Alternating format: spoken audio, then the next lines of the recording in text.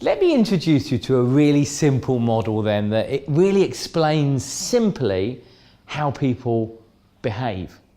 What personality traits are dominant in the kind of people you're going to be negotiating with.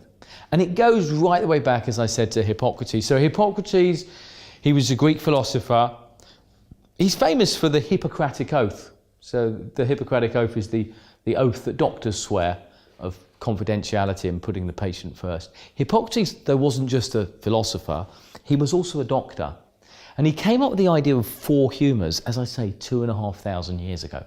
He proposed that there were 4 types of people. He actually proposed that you could tell what type they were, whether they were phlegmatic, whether they were choleric, etc., by the kind of liquid that was in their blood, whether they had a lot of phlegm, whether they had a lot of bile. Now, subsequently, we've discovered, since we've been able to cut humans open, that his theory around liquid was wrong. But his theory, his observations around people were absolutely spot on. And to this day, you can, broadly speaking, you could say that there are 4 different, broadly speaking, archetypes.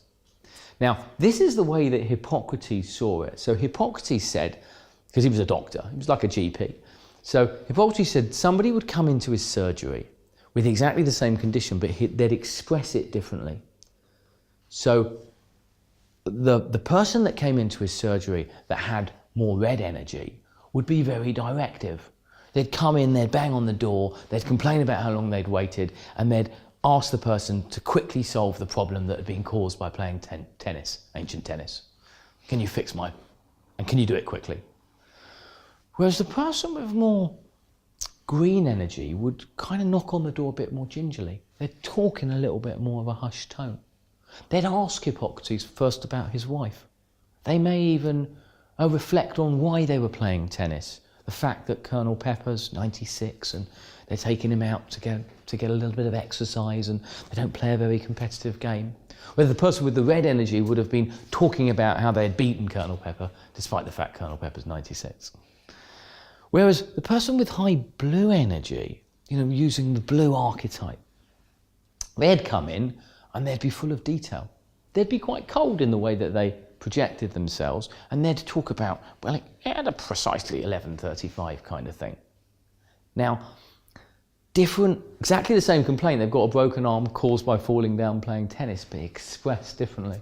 And that person with high yellow energy would come in, bounce in, give Hippocrates a high five and say, hey, guess what happened to me? Oh yeah, I came to talk to you about my arm, didn't I? Do you want to come for a drink?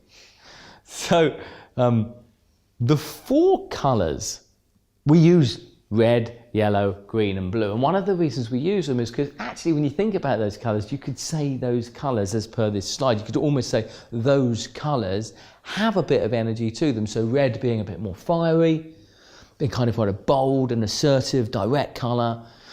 Green being a more earthy, natural, reflective colour. Blue being a cold, maybe more conservative, quieter colour. And yellow being a more kind of buoyant and expressive, optimistic, maybe slightly louder colour. Those 4 colours, if we can understand which of those energies we tend to use, we can then start thinking, what of the 4 colours do the people we're negotiating use? And by understanding that, we'll get to connect more effectively.